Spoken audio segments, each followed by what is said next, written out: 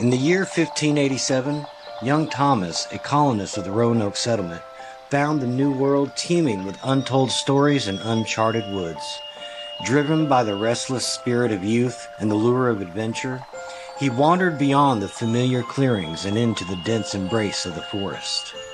As the sun dipped low, painting the sky in hues of fiery orange and crimson, Thomas stumbled upon a hidden cave, its entrance cloaked by the twisted vines and shadows of towering oaks.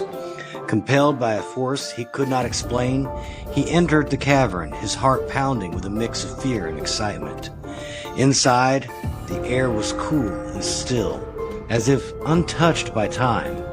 His eyes adjusted to the dim light, and there, resting upon an ancient stone altar, lay a mysterious artifact, its surfaces etched with the intricate designs of the Native Americans who had long called this land their home. With trembling hands, Thomas reached out and touched the artifact, feeling the pulse of history beneath his fingertips. But as he did, a gust of wind howled through the cave, extinguishing his torch and plunging him into darkness. Whispers filled the air, ancient and anguished, as the spirits of the land awoke from their slumber. They had watched over their sacred grounds for centuries, and now they perceived Thomas and his fellow colonists as invaders, disruptors of the sacred balance. And as chill of night began to descend upon the Roanoke Colony, young Thomas ventured back into the woods to gather firewood, a task he had performed countless times. Yet this evening felt different. The forest seemed to whisper and watch with unseen eyes. With each step, the crunch of leaves underfoot seemed to echo too loudly, as if calling forth the attention of the forest's ancient inhabitants. Thomas's breath formed misty clouds in the cool air, and his hands grew numb as he collected the fallen branches.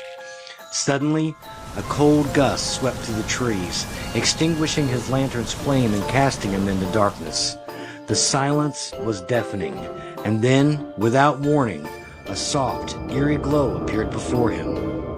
Out of the glow materialized a spectral figure, its form shifting and translucent, its face a mask of sorrow and rage. It was one of the ancient spirits, awakened by Thomas's touch upon the sacred artifact. The spirit woke in a voice like the rustling of leaves. "Why do you disturb the slumber of the land? Why do you bring ruin upon our sacred grounds?"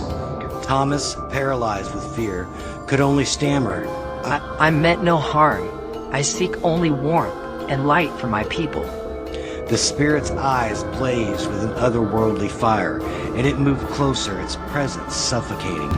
"Your people's desires have awakened our wrath. You shall know our suffering it intoned." With a scream that melded with the howl of the wind, the spirit vanished, leaving Thomas alone in the dark, his heart pounding like a drum in his chest. He stumbled back to the colony, the firewood forgotten, his mind reeling with the terrifying encounter. From that night on, the spirits made their displeasure known, haunting the colonists with visions and maladies, a clear message that their presence was not welcome. Thomas, forever changed by the encounter, could not shake the feeling that his actions had sealed the fate of Roanoke. In the days that followed, Roanoke was consumed by a darkness that no light could pierce. Unseen forces toyed with the colonists, their laughter echoing through the night like the sound of death's approach. Illnesses struck with no mercy, and the land itself seemed to turn against them, as if nature itself demanded retribution. The spirits, now a constant shadow upon the settlement, drove the colonists to madness and despair. With no respite from the relentless hauntings, the settlers were forced to flee Roanoke, leaving behind only the enigmatic word Croatoan carved into a post, a silent witness to their nightmare and enduring enigma of their disappearance.